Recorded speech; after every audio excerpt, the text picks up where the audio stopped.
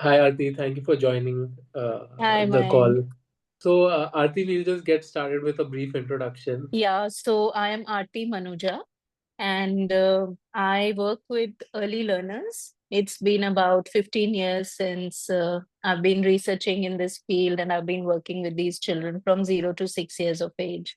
That's really interesting. So, I mean, given the fact that you are from the education background, what prompted you to homeschool your child, Soraya?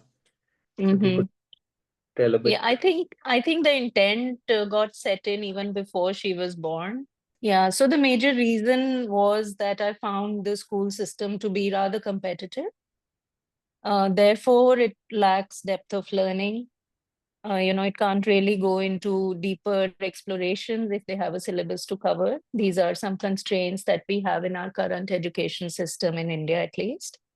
Of That- course, our current systems ignore some creative aspects of learning and children's That's interests, perfect. the individual interests that they have. Absolutely. So, Yeah. yeah, these were the primary reasons I thought we need to give them more freedom in education and try and have them follow their interest areas. And we try and follow on from Soraya's interests. So far, because she's not at an age where she has to sit exams or, get into a specific board per se until she decides what to do and then goes backward from there. So far, we haven't bound her. She's going by what she really likes to do. So one is she's really passionate about dance, and Wow. she's taking a very keen interest in what she's doing with Color Ashram. Nice. So, how has Color Ashram impacted her growth in the last 7 months? Color Ashram, I think, beautifully integrates areas of math, science, some environmental understanding, and the impact around it. Namrata also carefully asks them to write and journal their observations and whatever they learn. So all of that is extremely beautiful and very rare to find, that sort of method really being in implementation is very rare to see, according to me.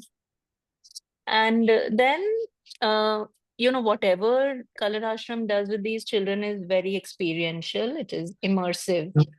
Yes, So yes, absolutely. that makes a lot of sense. Coming from the educational background and working with younger children, I do also understand that it's important to be authentic, which really means that whatever they are doing is connected with their own life context. So Yes. that Color Ashram, I believe, is completely authentic in that sense. Whatever they talk about and do with children is actually from real life or gets applied to real life. So it is very easy for them to make connections then. Therefore, learning is, it makes sense. And then, yeah, Yeah. there's also opportunity for conversations about what they're doing, recording observations, they're talking about it. They're being asked what they think about these things. They're being asked to reason out. I do see them problem solving and making decisions about what they want to do with with the stuff that they're handling. So I believe these are higher levels of learning, learning pyramid ke higher levels हैं ये.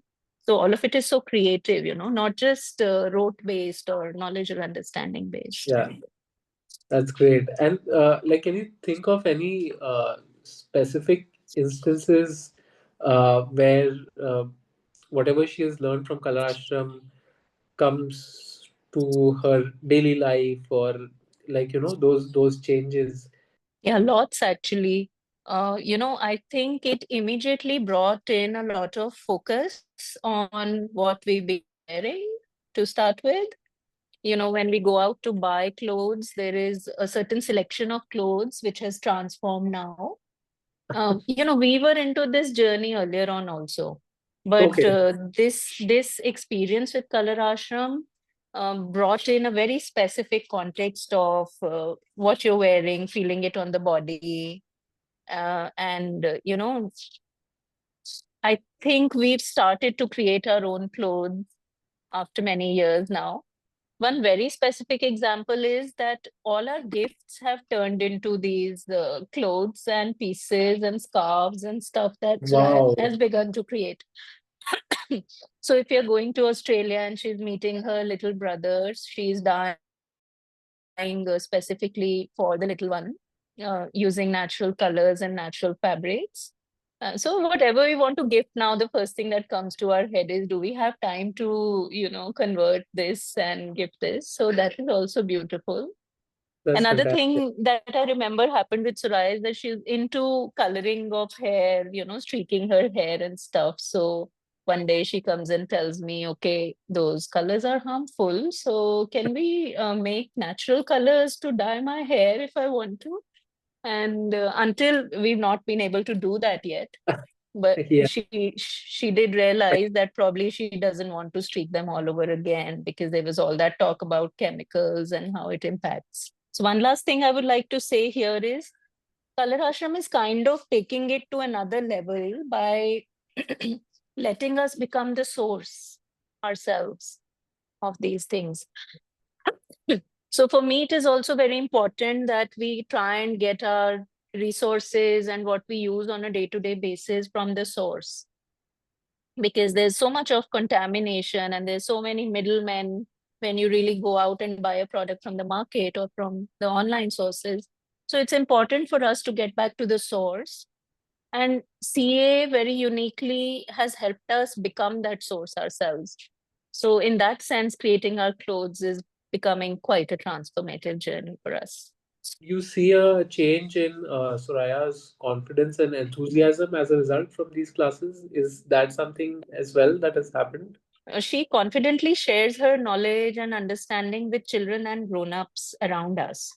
So very specifically telling you, in the last, we do some midterm presentations for her where she presents what she's learned. So last session that we had, she actually took all these grown-ups and a set of friends that she had around, and she set up a dyeing session with them. She Wow. confidently took everyone through that session, which was like a workshop, really. She got them to do that stuff hands on. She asked them to their fabrics or t shirts or whatever they wanted. They dyed it there. They took it back home, and then everyone shared pictures of how it was when they opened it. So she led it, and that was quite a nice thing to see. Wow, I can't believe that, like, at this age she's doing this. So, I mean, from the looks of it also somewhere looks like, do you think that she would like to pursue a career maybe in sustainable fashion? I don't know what is to follow, but she and I have been talking about plans of opening a clothes line very soon, Wow. for 0 to 4 years of children, where we take in natural clothes and we sort of dye it for them, and we probably try and sell them just as a entrepreneurial experiment. If it goes well, who knows? We have a How brand. nice. Yeah. You guys are doing a tremendous job. And you know what I really appreciate is Namrata has been from day one very open, accessible, and willing to share. People sometimes like to own a thought process, and they are sometimes hesitant to share for whatever reasons, but she's the opposite of that. She's been Yeah. telling us that if you have any projects in mind, I can help you set them up, come here and we'll work on it together. That is very encouraging. And to have that sort of feeling, it becomes a community, then you have a feeling of a backup, somebody sharing that with you, the vision, the passion. Then I think things then come through.